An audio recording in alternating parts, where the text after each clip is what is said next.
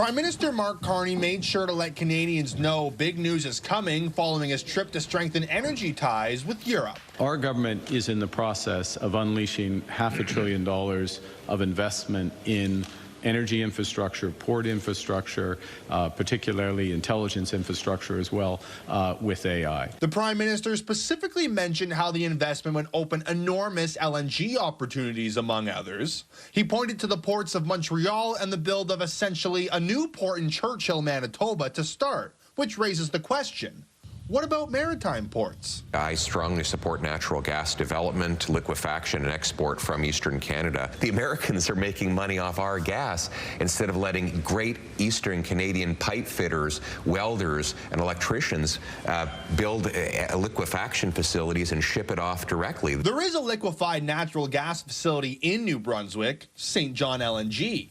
The plant would need massive upgrades in order to export the resource, as the site only imports from the U.S. currently, but a retrofit isn't impossible. The harbor is a natural place. It's not just a natural for NG, for natural gas, it's also a natural for oil.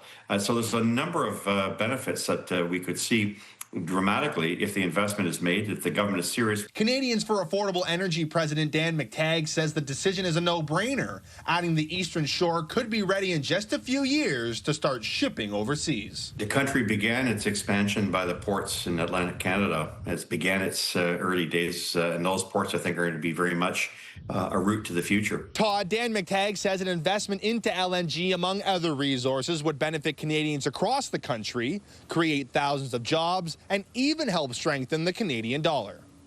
Todd? That's Ava McRae in St. John this evening.